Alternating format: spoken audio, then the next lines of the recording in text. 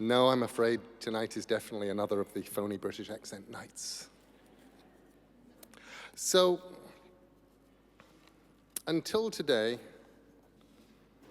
until tonight, I'd only ever spoken to Ursula K once. And it was, or actually more to the point, Ursula had only ever spoken to me once. It was about 21 years ago at a fantasy convention in the Midwest. And I got into an elevator, and then Ursula got into an elevator. And she looked up at me and she said, "Are there any room parties tonight that you know of?"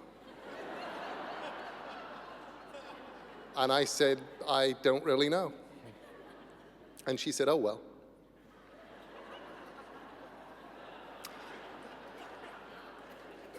And that was our conversation,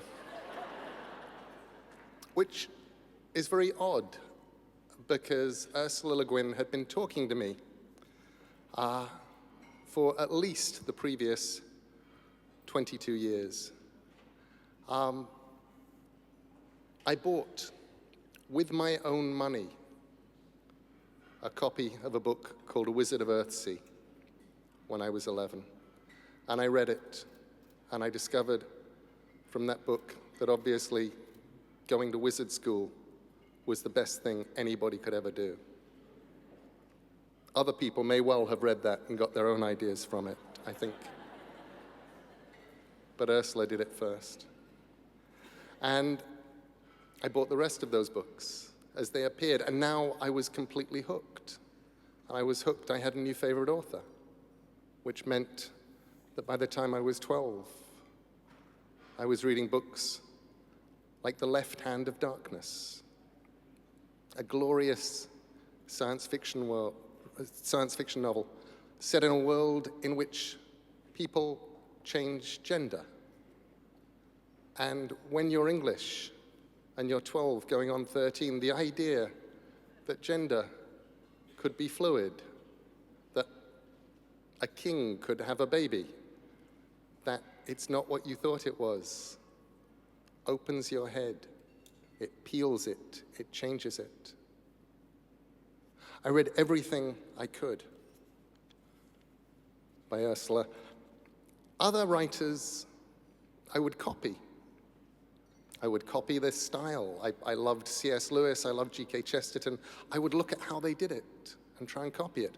Ursula, I couldn't figure out how she did it because her style was so clean, her words so precise and well chosen.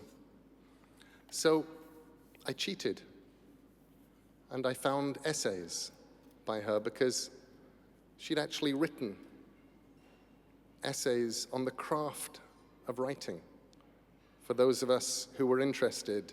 And I was 21, 22, and I knew that I wanted to be a writer more than anything in the world, and dear God, was I interested.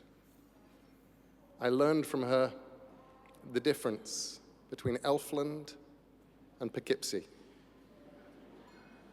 And I learned when to use the language of one and when to use the language of another. And I learned more than that. I didn't just learn about language, I learned about the way that we use language.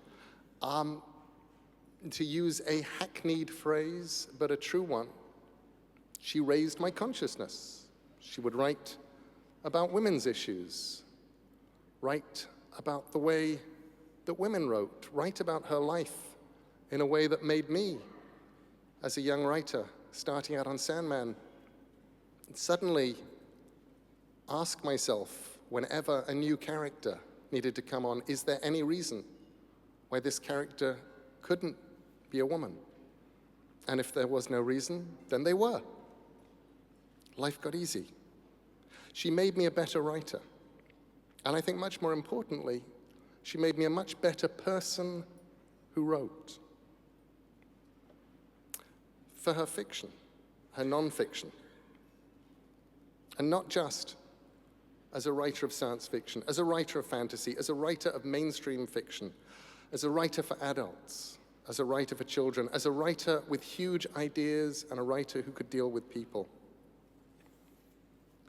And she's all of these, but as a giant of literature who is finally getting recognized, I take enormous pleasure in awarding the 2014 Medal for Distinguished Contribution to American Letters to Ursula K. Guin.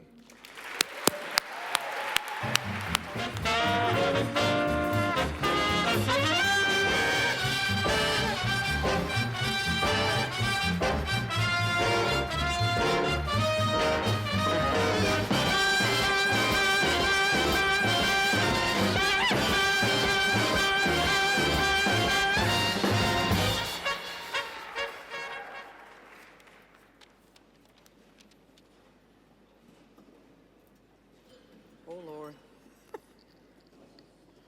How's that? Is that okay? I seem to be a little shorter than most of these people. Thank you, Neil. And to the givers of this beautiful reward, my thanks from the heart.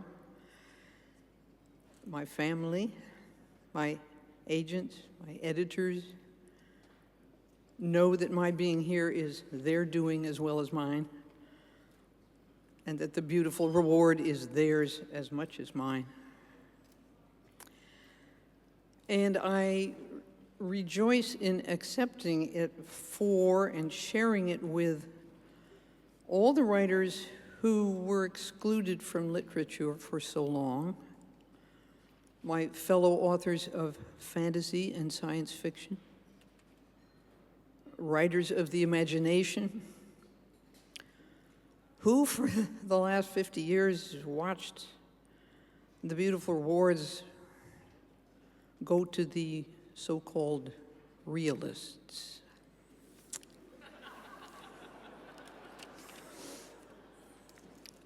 I think hard times are coming when we will be wanting the voices of writers who can see alternatives to how we live now and can see through our fear-stricken society and its obsessive technologies to other ways of being, and even imagine some real grounds for hope.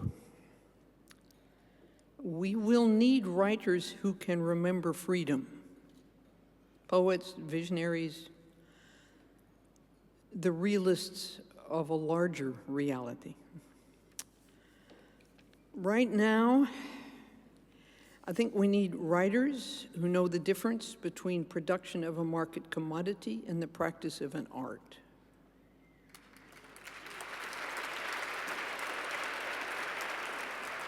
Developing written material to suit sales strategies in order to maximize corporate profit and advertising revenue is not quite the same thing as responsible book publishing or authorship.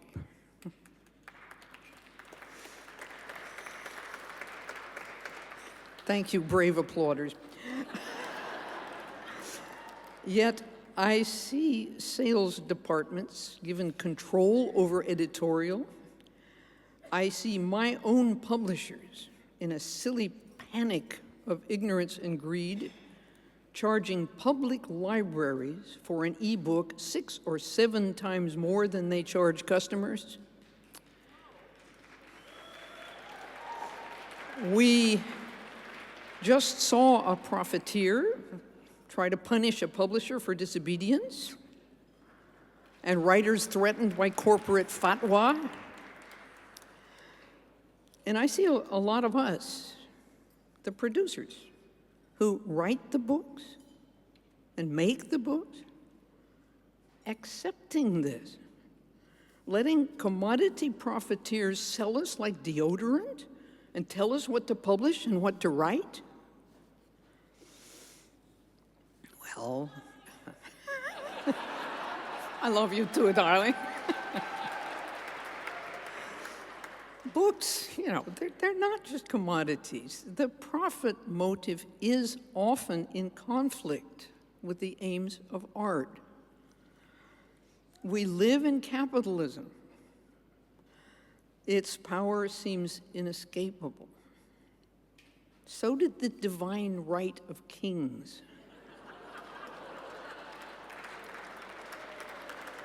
Any human power can be resisted and changed by human beings.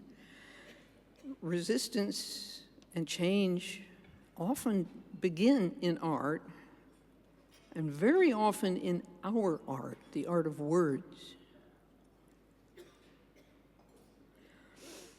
I have had a long career and a good one, in good company. Now here, at the end of it, I really don't want to watch American literature get sold down the river.